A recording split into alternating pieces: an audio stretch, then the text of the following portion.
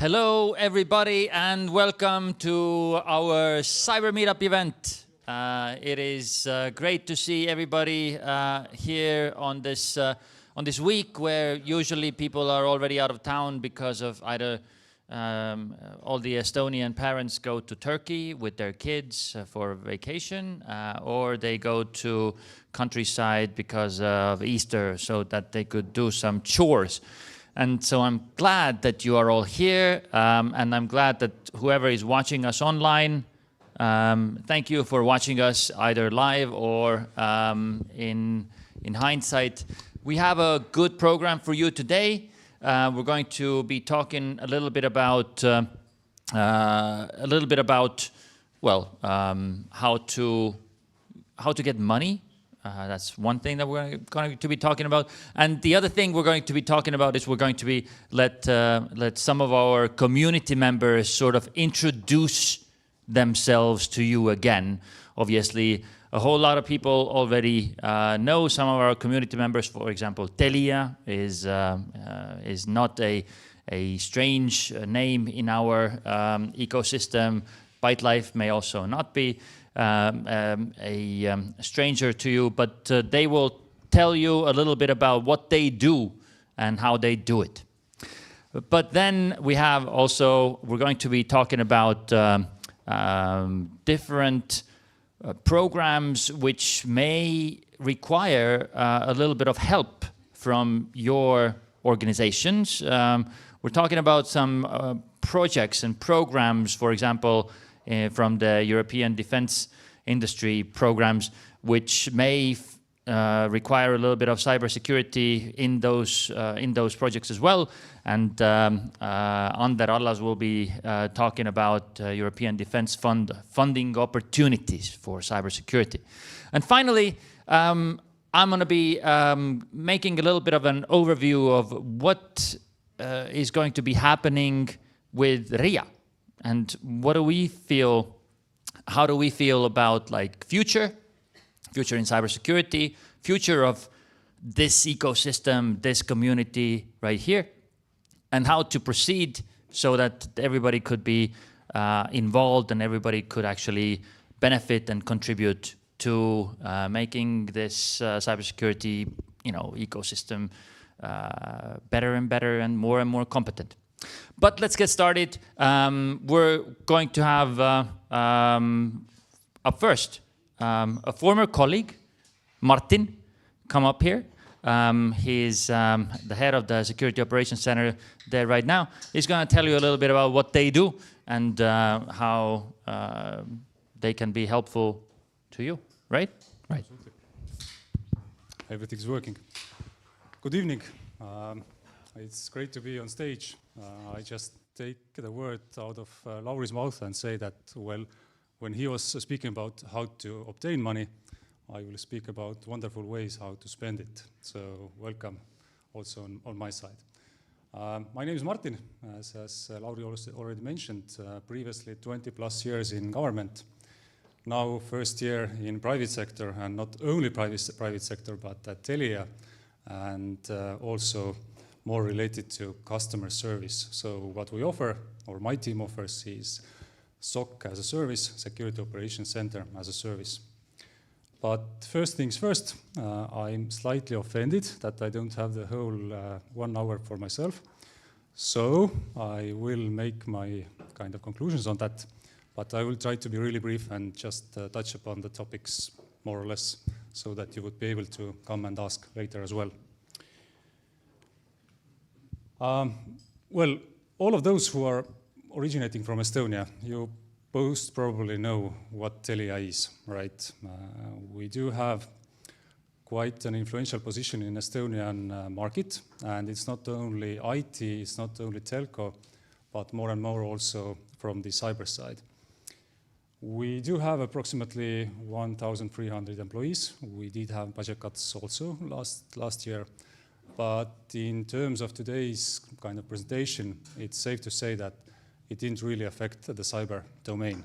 Cyber is something that we are heavily investing in. Cyber is something that we are focusing on. So cyber kind of got away from that. And My point today, why I'm actually here on the stage, is kind of threefold. First, speak about what we do in terms of cyber. Second, talk about why we do. And third, last but not least, also maybe kind of give you some hints and then tips. What exactly do we see from the market and how it should go back. Looking around, I see a lot of familiar faces, so in that sense, please forgive me if something seems quite simplistic. Probably it is, but we still need to stress those issues when talking with our clients. As I said, in terms of cyber, we are increasing our visibility. I'm not going to dwell on every single service that we are offering.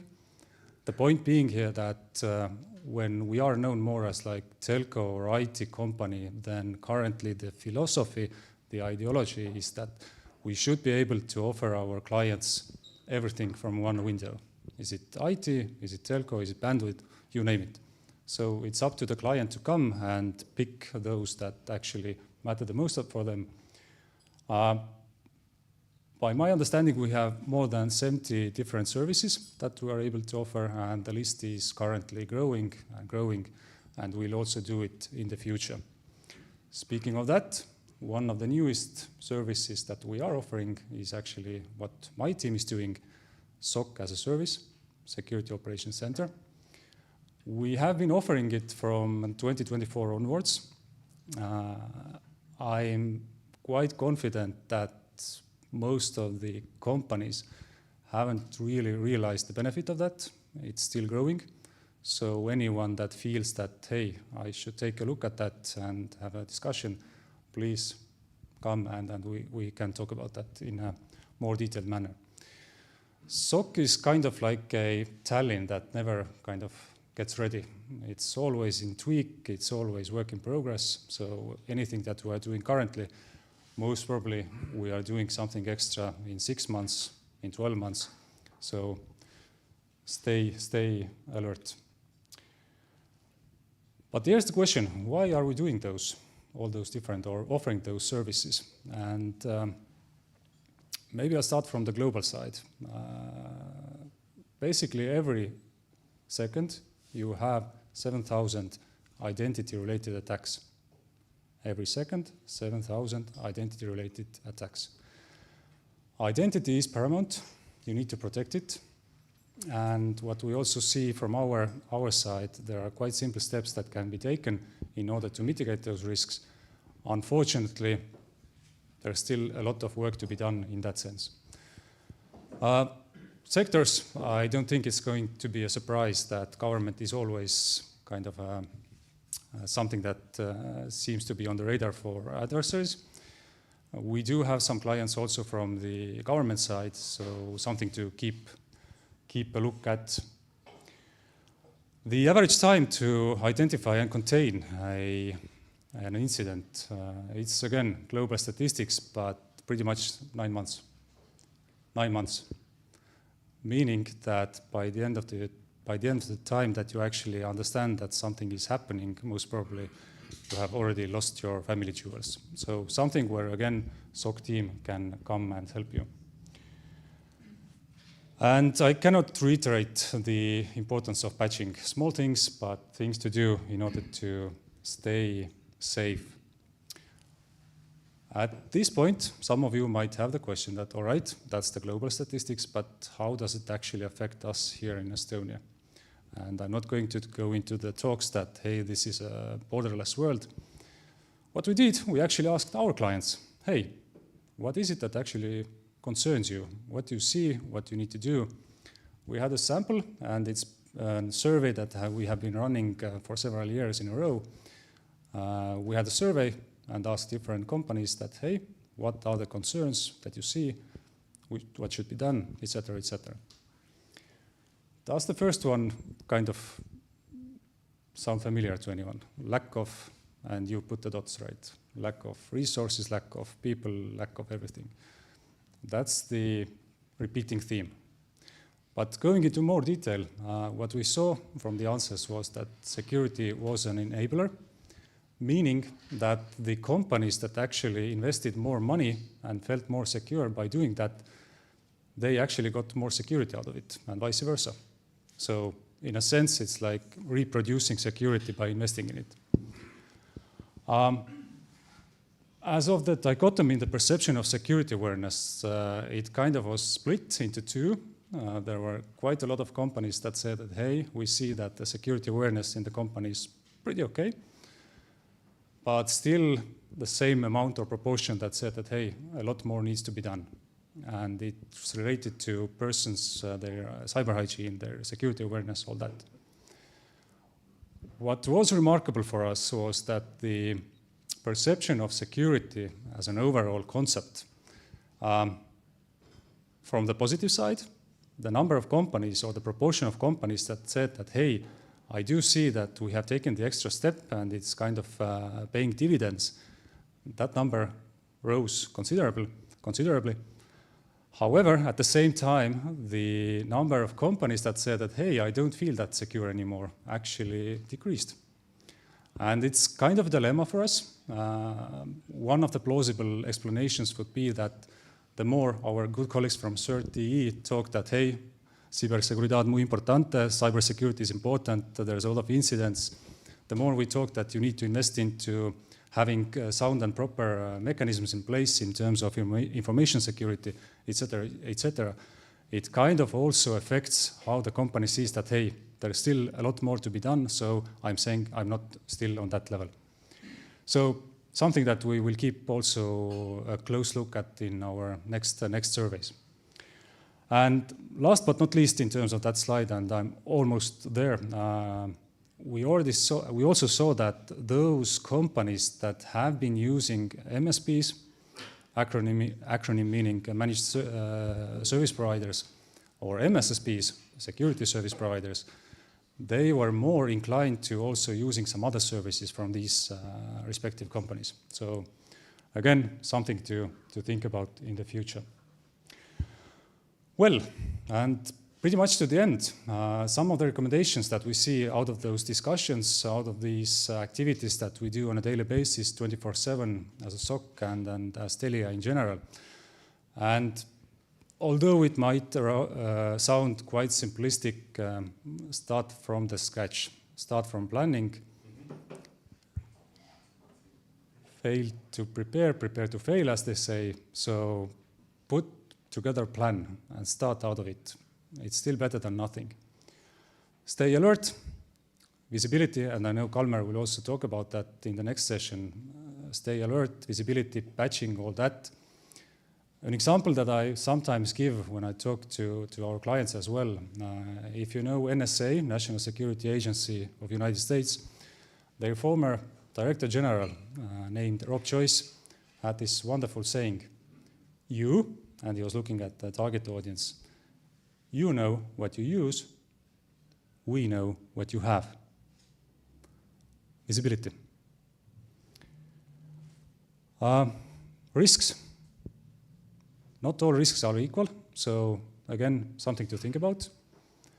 Cyber hygiene, and I really ask everybody to step up in that sense that first, we all rotate our jobs, we all think that, hey, our next employee might be this and that. It helps us all. But from the other side also it's really important in terms of societal kind of factor that we go home, we know how it's actually secure to operate. And really, last but not least, if you are in doubt what to do, how to do, then there's a lot of service providers that can help you, so feel free to ask and come on board. That's all from my side. Thank you for listening. Digital Hub in November. And second, if you want to take contact, please don't use Signal. Why? Because we have this really rigorous background check and vetting, plus we don't really discuss operations on Signal chat. Sorry for that. Thank you. All right, applause. Thank you very much. Stay here for just a second.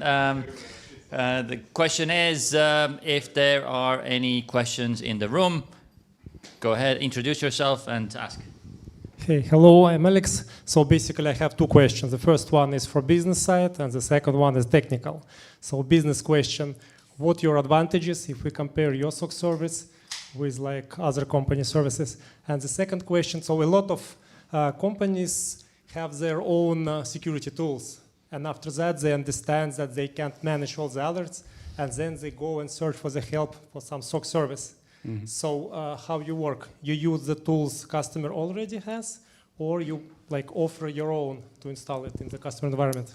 All right, thank you for the questions. Thanks. There's two, so Lauri will have to pay me afterwards. Not one, but two. From the first one, what differentiates us from the others? As I said, we do have quite a holistic picture of the whole market.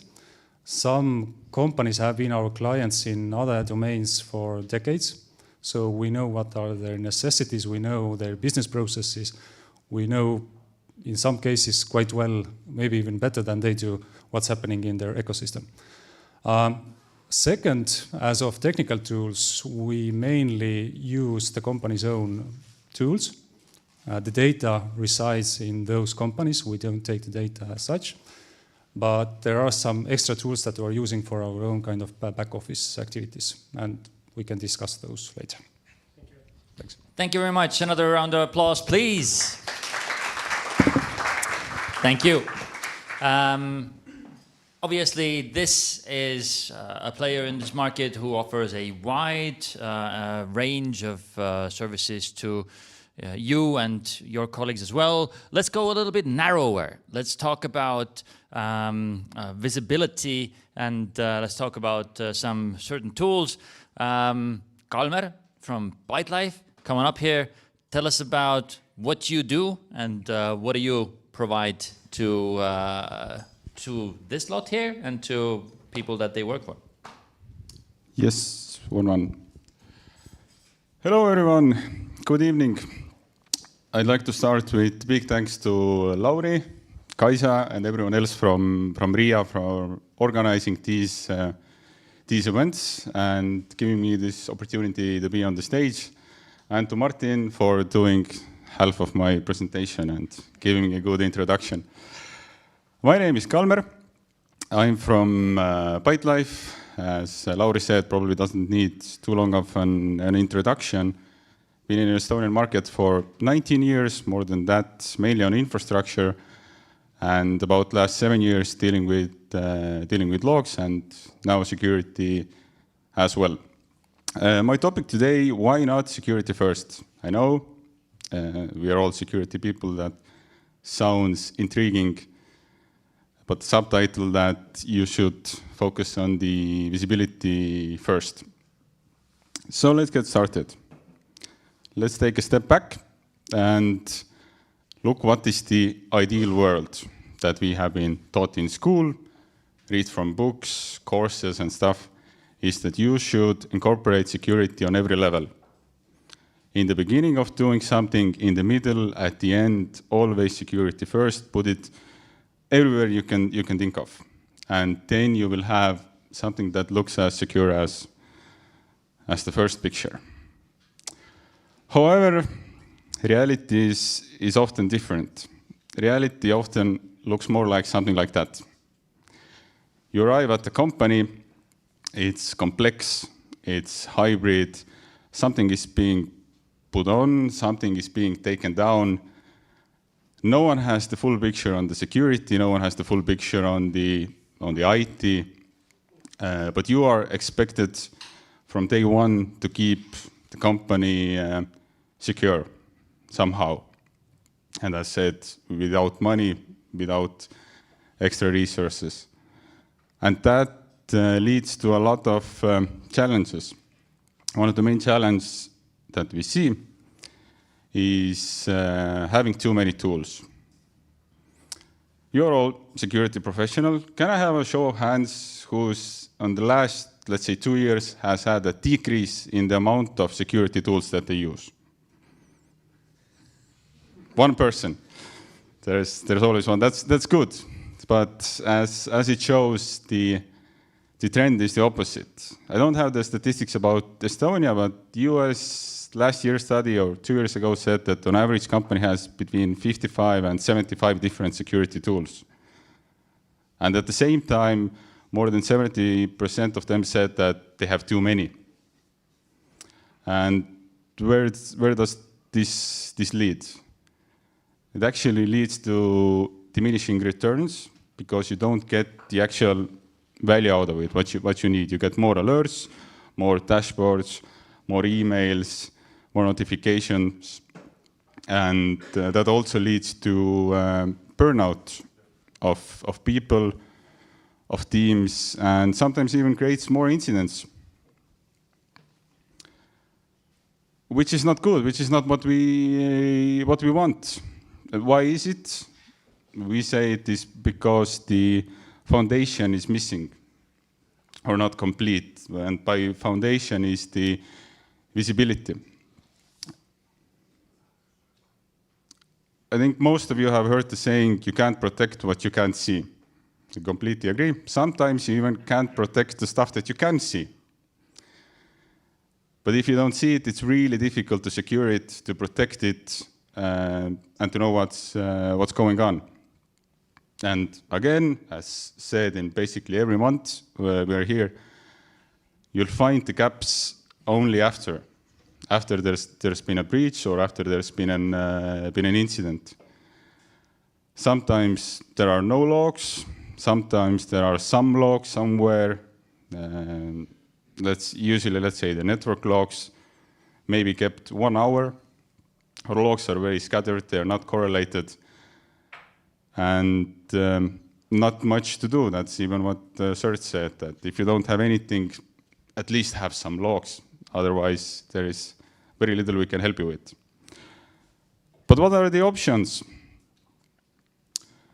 First option is to take something open source, Elastic, Graylog, something that has a free option in it, and try to build it yourself.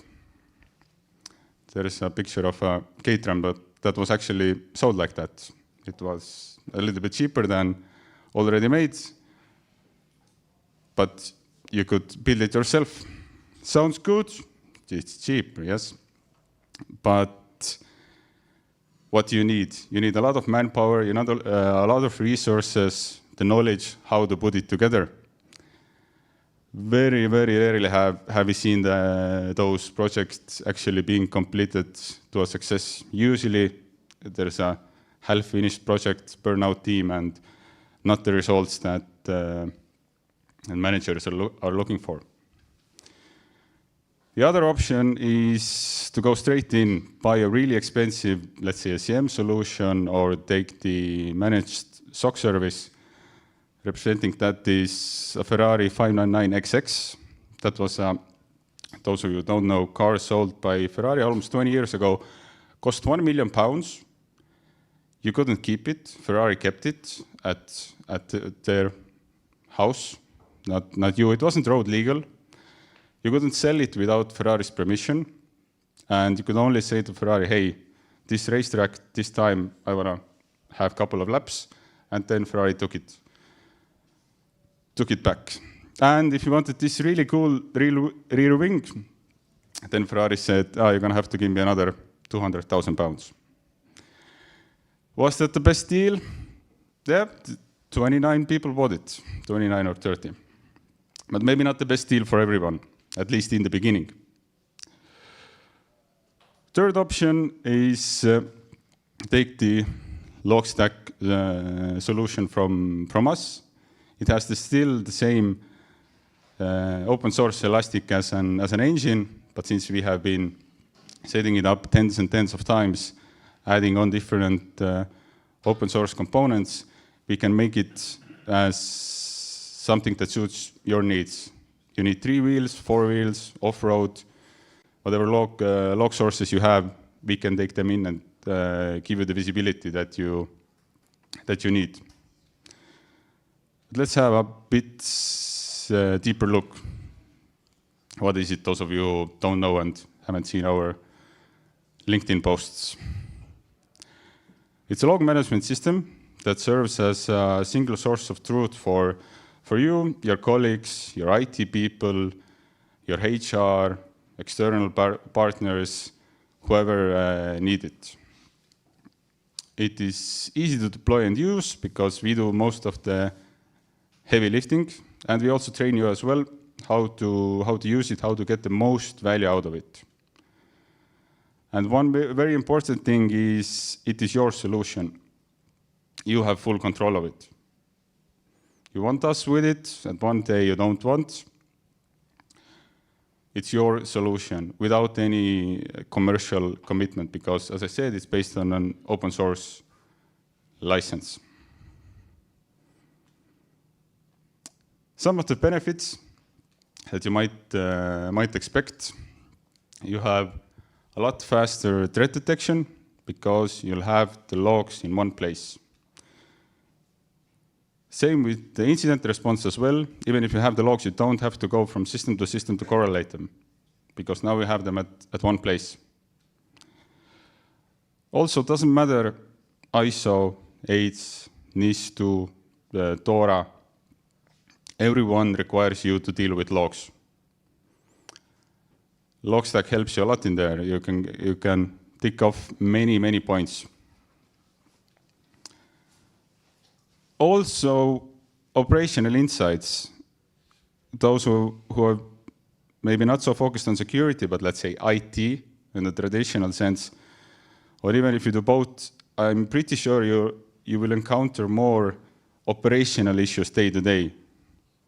And logs also help you a lot solving them.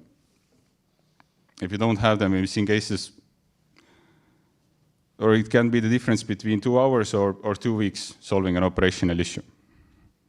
And of course, you'll have our team to support you every step of the way as well. What to do after?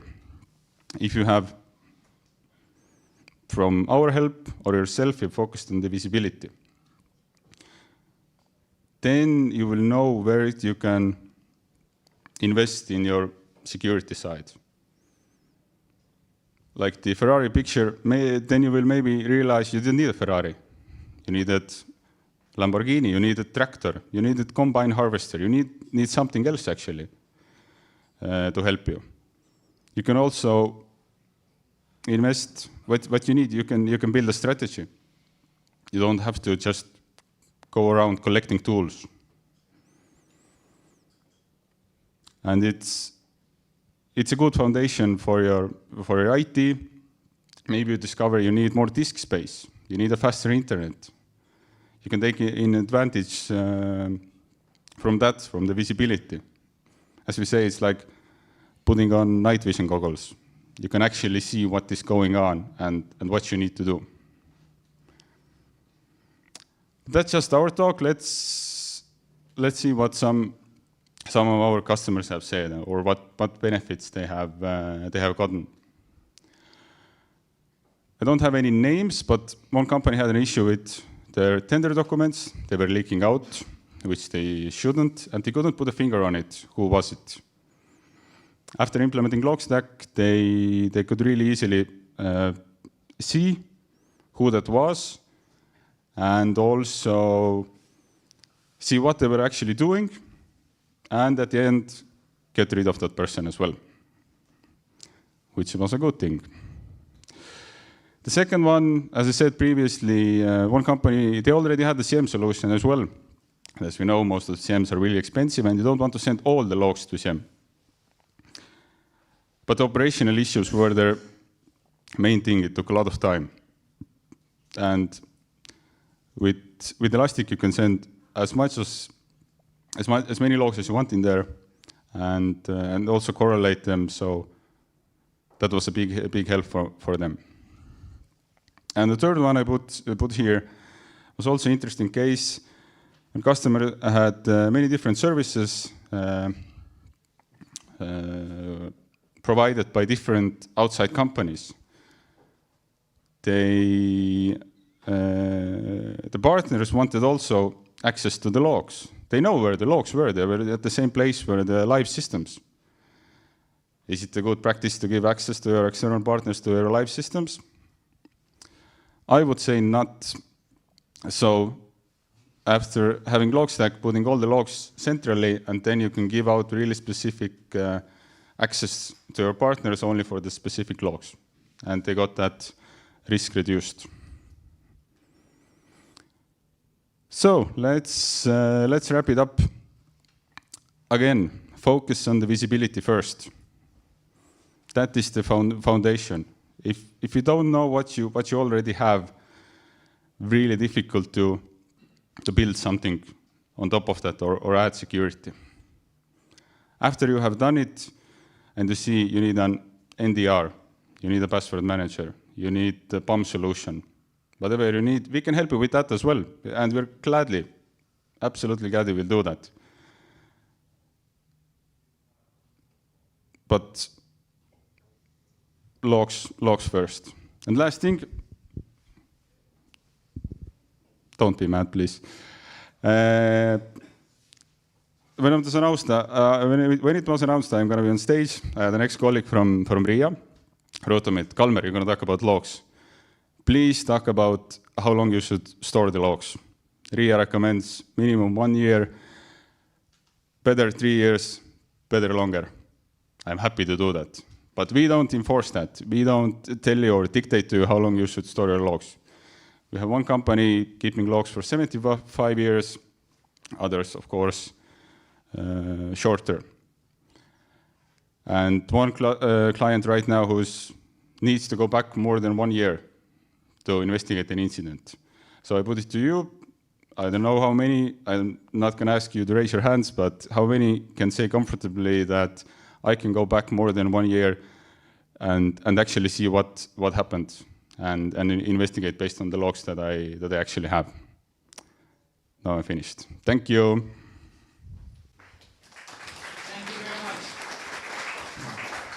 very much. That's always a good question, you know, like if you provide a solution to the company, should you be telling the company or the organization how they should be organizing this? But let me get a question from the audience. Is there a question from the audience? Let's go. See, introduce yourself and ask that question. I'm Eugene. My question is, do you have a clear cases when you mentioned operational insights, right? Operational insights. So do you have a clear case when those operational insights were converted into business value? So you don't not only just creating security, but you are creating money for your company because you did analytics. Thank you for the question. If I got it right from the operational side, it's mainly to save time, to debugging issues. Why is the network not working? Why is it slow? They have insight, the storage is getting full. Issues with Microsoft. Who hasn't had issues with Microsoft? And if you get the standard Microsoft logs, not maybe in the best readable form. So just even saving time because we all have issues in IT. I have a question too. Can I? Yes. So logs, log management, and everything like that. It's a big question, and it's a big hassle. It's a big resource intense issue for a long time. Could you just imagine or elaborate in what way or could at any point of time a large language model, artificial intelligence solution in any way assist with log analysis? Thank you for the question. All right, that's it for today. Definitely, it can, as I think we all know, show you patterns, bring out specific cases where something pops up is out of the ordinary, and make beautiful graphs for your management team as well. That's what they all love. Beautiful graphs for the management team. Thank you very much. All right, give another round of applause, please. Thank you. We're going to come up with the next subject, which is about some funding opportunities. We have Ander here to tell us about especially the defense side of this, and we'll come back with other funding opportunities some other time. But go ahead, tell us about it. Good evening. Thank you for inviting me. First of all, I'm not as technical as perhaps previous presenters. I'm a state representative, and therefore my knowledge is rather operational programs or policies. However, I try to cope with the perhaps levels you are more comprehensively as used to orient. You can see there are some items I'm trespassing. Mainly I'm touching the program itself first, because you need to understand the concept. But then I try to exemplify that there have been a couple of Estonian-led proposals in that program I'm going to introduce, which is for cyber. And with that program, as in general, I'm not just delving into particularly what is cyber, how to apply for cyber funding, because the cyber is part of the program. There is a separate category. And also cyber can be related to other categories where it has its own subject or work program package to be designed for whenever and wherever categories. And in the end, I'm also introducing this year's program. If you are an entrepreneur and have a segment to defense, perhaps you can consider on applying. But now going further, firstly, just check the scale. This is the orientation of defense programs in Europe, mainly through industry. As left side, you can see it started with the far years ago. President Juncker from the European Commission side just made declaration. Then it a bit fast forwarded. Estonia had their first presidency for the EU Council. Then we helped to design pretty much the foundation of the what the defense should be in Europe. It had precursor programs. It had a supportive organizational threads. I would say PESCO, if something says to you, and then EDF. EDF came as first program initiated first year of this decade. Program regulation negotiated 2019-2020. And now if you just see what has lasted pretty much since what happened in Ukraine now 3 years ago, a bit more. More acronyms to come. It will intensify, more programs to come, perhaps therefore more cyber to come as well. But moving on. So what the defense fund itself is, there are a lot of clusters. However, in the end, it should be something, as you can see the spaghetti line on the right, that it is basically an R&D concept trying to bridge capability needs towards what industry can provide and vice versa. Also reaching out to acquisition in the end. But today, the program itself is rather on a scale rawer, meaning the solutions are somewhat meddling in between of DRL 7, DRL 8 when they are finalized. First projects, as you saw, there were precursor programs as well. From that line, there is a lot of continuity funding being also provided. So therefore, first projects are now being finalized somewhat, but they are still not market ready. Further step, it's also a dynamism, meaning that conceptualization of what the industry can do, or rather governments or the ecosystems want them to orient to go towards, and how it could be made happen in a way that it's not just bluntly a civil program where you do R&D and then you will just develop a prototype which is just for a civil society. It's rather what conventional capabilities require or member states bring out as priorities. And therefore, based on that demand, the industry have a right to build something. Now, jumping further, this is just an example of a project which gained grant last year. The cycle, however, in here, unfortunately, is quite slow. We're talking about the full scale, applying for grant, waiting for the assessment, gaining the result, negotiating a grant agreement with Commission, and then actually starting. It's 1.5 to 2 years. Then the project starts and it elapses for something like 3.5, 4 years. This is a proposal which gained grant and were Estonian-led project. It was just named after the opera. However, it is dealing with the artificial agent trying to help out in an incident management cycle on bringing in AI and therefore taking out somewhat soldier thinking in the cycle of giving commands and therefore making it easier in the future for soldiers. But this will happen, if any, in next decade. That's what this program is designed for. Solutions ready as a next generation military in Europe.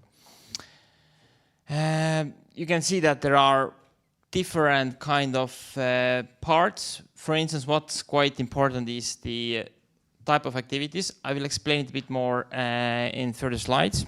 And also the structuralization.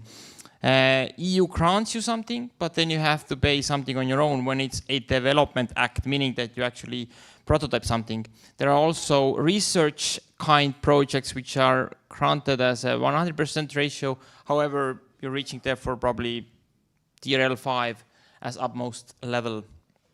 So conceptualization mainly.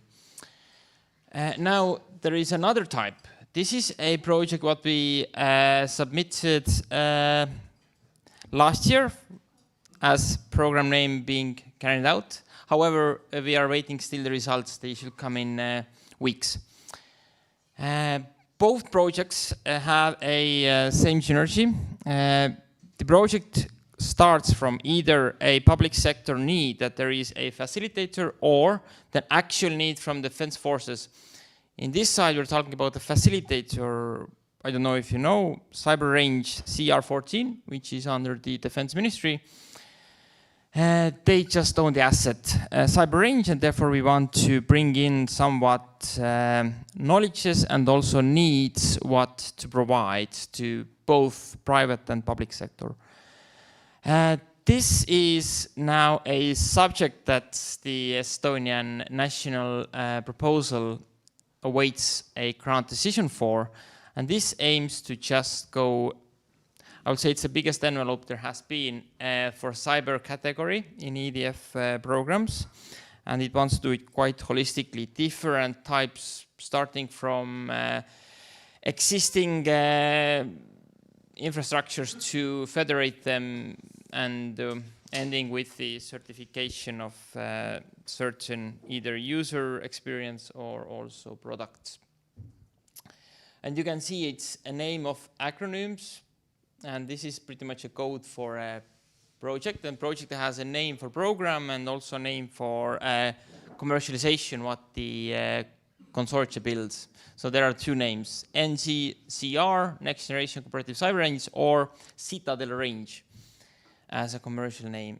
Also what you can read out from here, I mentioned PESCO.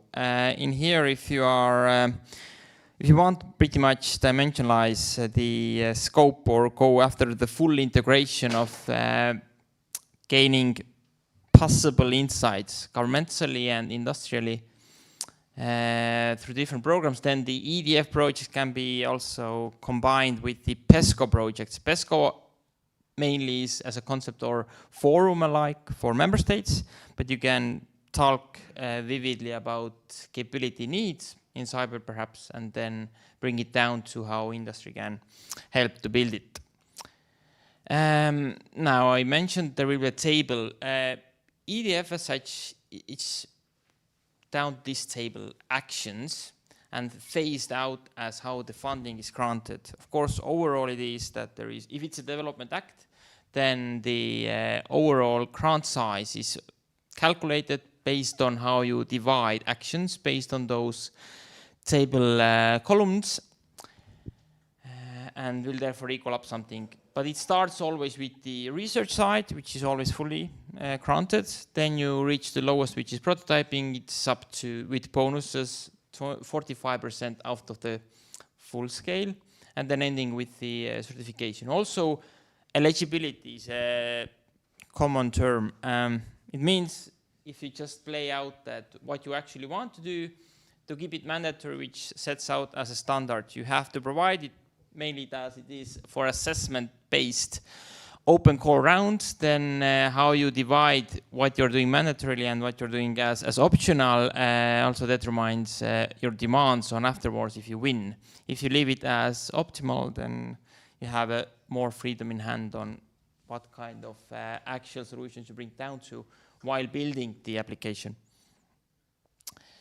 And now at last, this is this year's program, and you can see it's just also dissected to 2 slides to bring you down to what categories there are actually and how cyber can involve you in. And here you can see cyber is separately brought out. 2 topics for 25th program. Upper you can see the full-scale availability grants to be disseminated, a bit more than 1 billion. And then you can see also an amount for with a dedication to category cyber, out of it 55 million as grant, and then 1 for development act and the other research. But you can see there is also sensors, there is information superiority, going further many other space, digital transformation, even ending with large-scale combat categories like naval, air, ground. Each of those projects always combine that something is being developed by as hardware-wise or as support systems. So cyber is always around.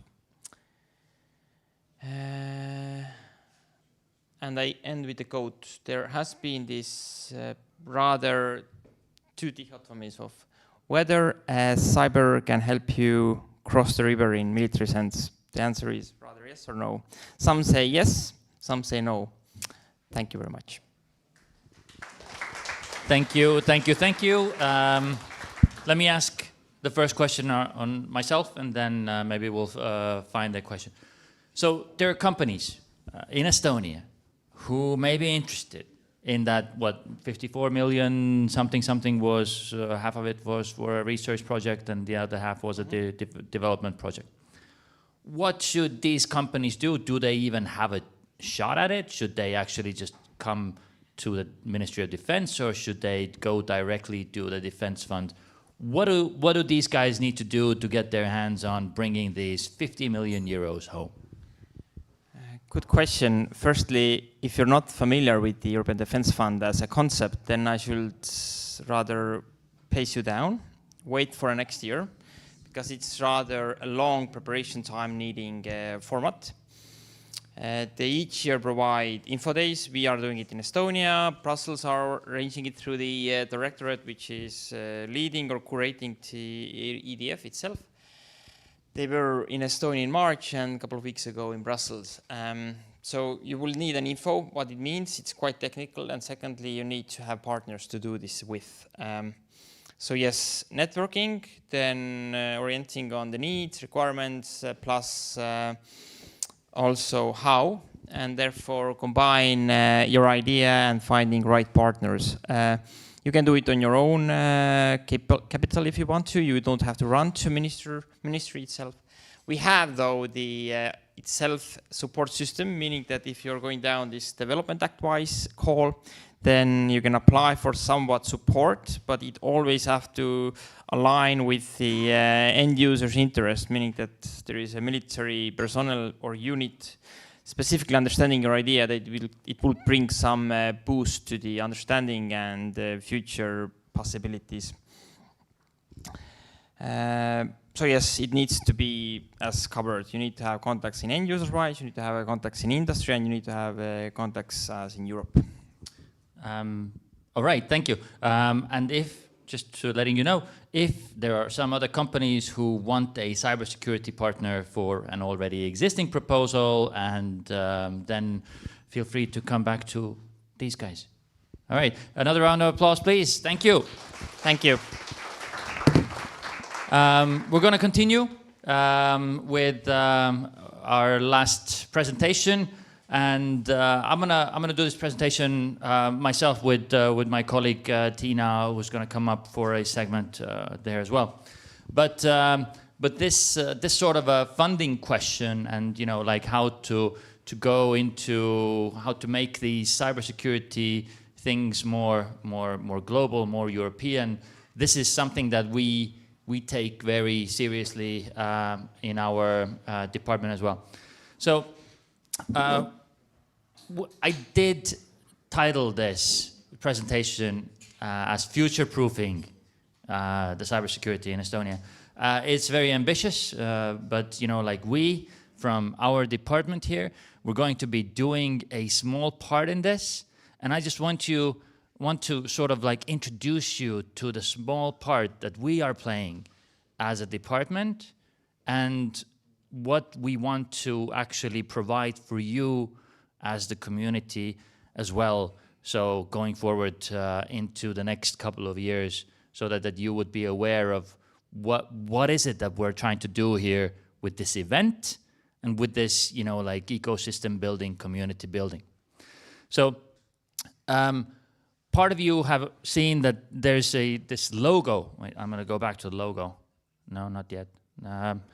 Anyways, there's this logo that this event is co-financed by the European Cybersecurity Competence Centre. Europeans, they basically, in 2022, this thing got started. See, exactly that one. Co-funded by the European Union and the ECCC. And so the European Cybersecurity Competence Centre, that's just a little bit of, there's 30 people in Bucharest who just divide a whole lot of money among European companies through exactly the similar calls. That one version was the defense call, but Digital Europe has calls, Horizon Europe has calls, and so they divide money. They then, not they, but European Union, they basically said, all right, there's this one team in Bucharest, but there's going to be, like, every single country is going to have like a national coordination center. These national coordination centers for cybersecurity, this is my team. Most of them are here. They can wave at you, wave. Yeah, there's, right. And then so we're the ones who are organizing this event. There's still some who are at home watching, but there's this, like 6-person team who is the National Coordination Center in Estonia. We at RIA, we decided that, hey, we'd be like the best suited to do this. And so we started doing this. And 2 years ago, in March, we basically started with our activities. And the first activity that we started was this event. So our NCC started with this event and put all those other things in perspective with this event. Right. And now we're going to continue. There's this different project, but it doesn't matter to you. But, like for us, one deployment phase is over, and now we're going to just continue with some of the stuff that we found that would work better and how can we actually go forward. So the Cybersecurity Center, blah, blah, blah, blah, blah, blah, blah, shield our economy from cyber attacks, all those kinds of nice words. That's what we do, right?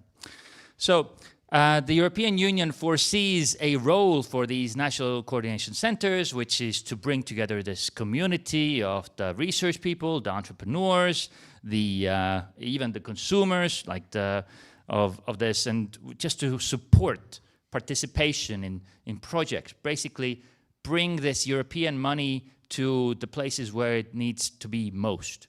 In Estonia, that's where it needs to be most.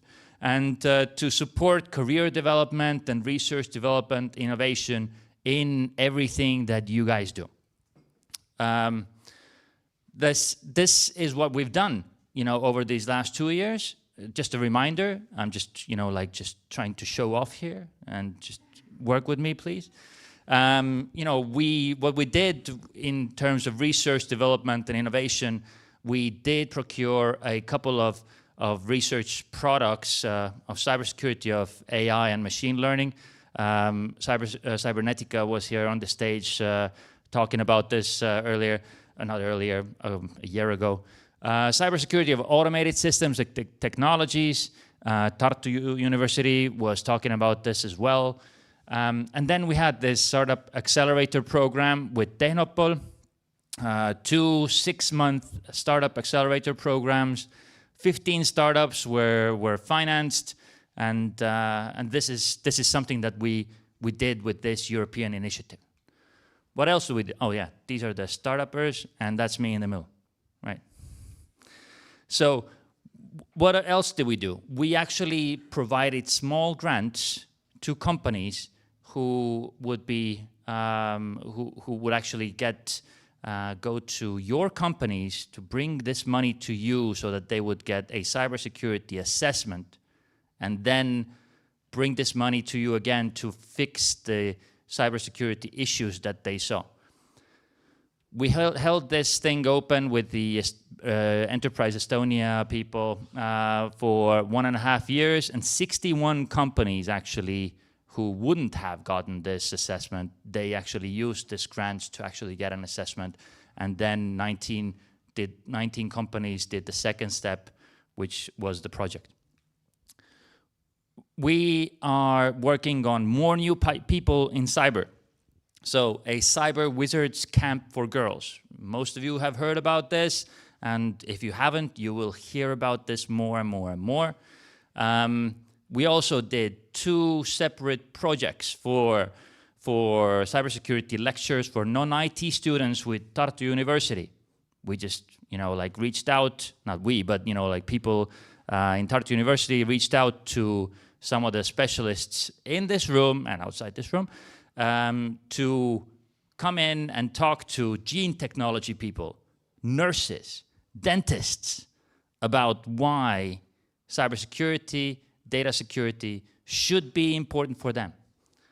And we had a separate program for computer science teachers in high schools and vocational schools, so that they would know what cybersecurity actually is when they're teaching computer science to these kids. These are the cyber wizards. This is the Kodutütred training as well. There's a little bit more. There's a lot of people coming in here. And obviously, the more interaction phase was this event here. 2 years in the running, and we're gonna keep on going with this as well.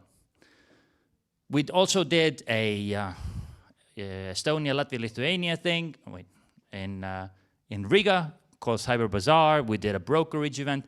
These events are meant for you guys to actually find maybe partners who you could partner up with, so to go into these European funding schemes, so that to bring this funding home and to create more and more cool stuff in cybersecurity. So obviously our work is not done. I mean, Estonian cybersecurity is not finished for some reason. We tried, but 2 years is not enough time for us to actually achieve this. So we gotta keep going. And so just going to let you in on a couple of ideas of how we are going to be working with this 6-person team to keep delivering sort of new services and ideas to you, and just this is a small part of how to actually make this happen together with our European counterparts as well. So with research, development, innovation, we're going to come out with an innovation grant for cybersecurity companies. We're still working on the design, but the idea is to come out with a grant of up to 100,000 euros per company, so that you could, if you are an entrepreneur, you could take your existing product or service and go to a university or a research institution to make sure that, to develop it in a way that's, like actually good with, that's actually like beneficial and scientific and stuff, Also, we're going to continue with the Cyber Accelerator program. Again, it is a grant for startups. So if you and your company has a spin-off company, or if you are thinking of quitting your job then think twice. No, actually, just like wait a little bit until this is happening.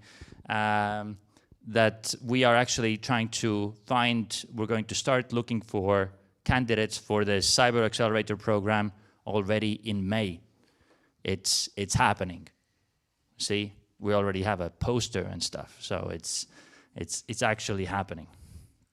And I think the Technopol and startupincubator.ee Technopol website already has the new Cyber Accelerator announcement up today, so that you can actually go and see this already.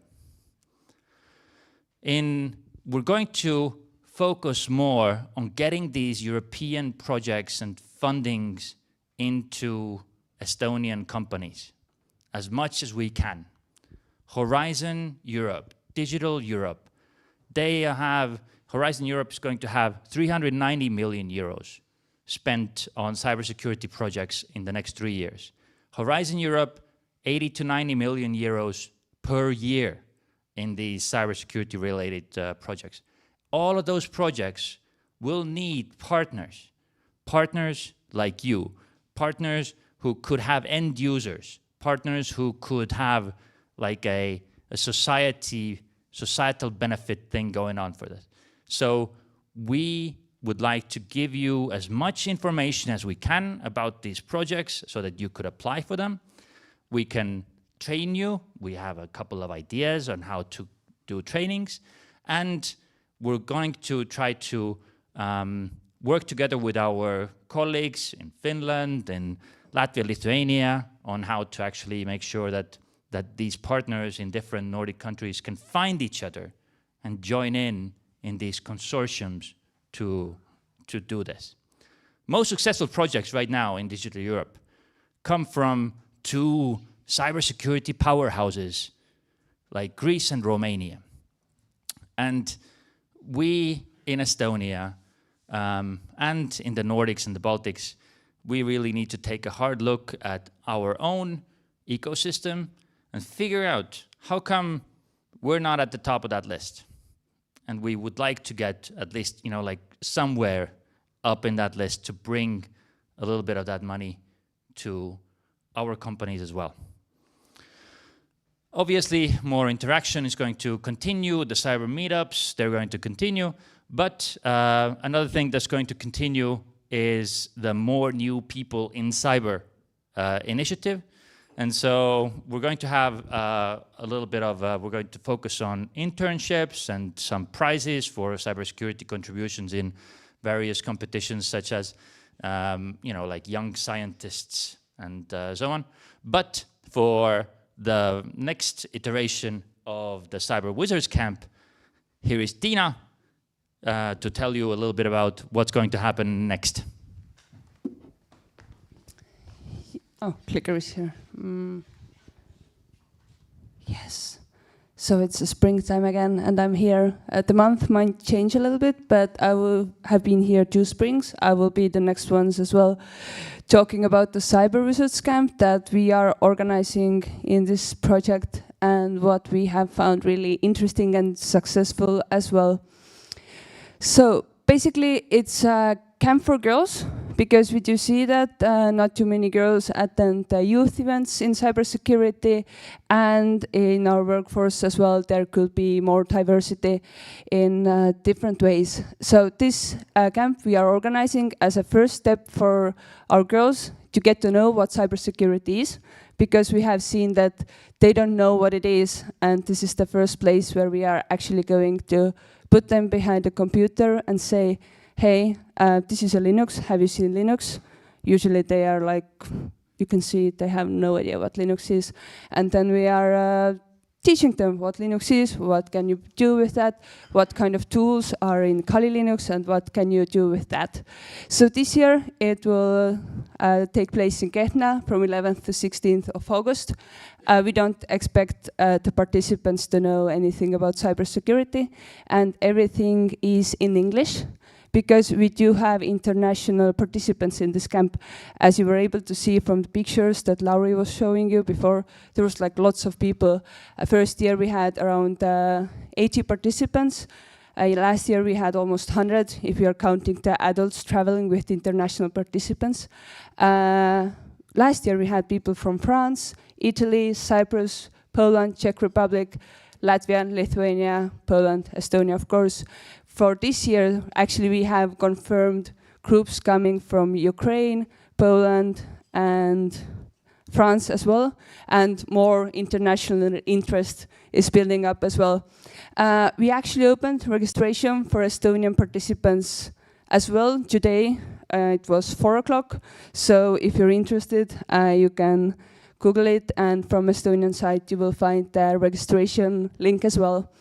And one more option what you can have is that you can actually sponsor, or your company can sponsor the camp as well, because we do wanna get like grow with the camp a little bit in future years, and also make it a more quality kind of event. We have received a really good feedback, but the perfectionist in me wants to make it even better. So basically 2 takeaways. Registration is open, and if you want to contribute, please write me. And one more thing, if you're going to be putting sponsorship out, next year in the spring I will speak with T-shirt where is your logo as well, because my colleagues think I have only 2 T-shirts. One is from year 2023, the another one from year 2024, so you can be on my 3rd T-shirt. Thank you.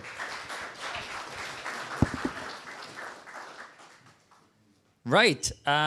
So to sum it all up, I mean, this sort of the T-shirt thing is what we're selling you here right now. So so basically, come and sponsor the youth camp, and we'll next time we'll have this rally, you know, like Rally Estonia or something like that. The skiers, they always have like this pair of skis, and so you can have like your logo either behind or on that shirt when kids are talking to each other. Yes, we are looking for sponsors. Actually, yes, we are trying to find a little bit of more sponsorships and more community engagement through this contribution as well. But all in all, what I'm trying to say with the whole presentation that was there, the future-proofing of this, you know, Estonian cybersecurity, it doesn't happen only with this one event or this one small department that we are doing some things that look nice or are cool. Everybody is contributing in their own way, and we would like for you to seriously think about your own contribution to the future of Estonian cybersecurity, discuss with each other or with people in this room who are going to be coming up to you saying that, hey, you know, talents are very important, you know, like go for the European Cybersecurity Challenge support or something like that. Everybody has a role to play in this whole future-proofing of the Estonian cybersecurity. I just wanted to give you an overview of our role and what we can do and what we want to do with you together. So this is it. This is my pitch. We'll meet you next time in May. If you have any questions about what we do and what we want to do, and if you want to work with us in some way, come find me right after this thing is ending. Thank you very much for coming in here. Thank you everybody who's watching us online, and we will be seeing you in a month. All right? Have fun, guys.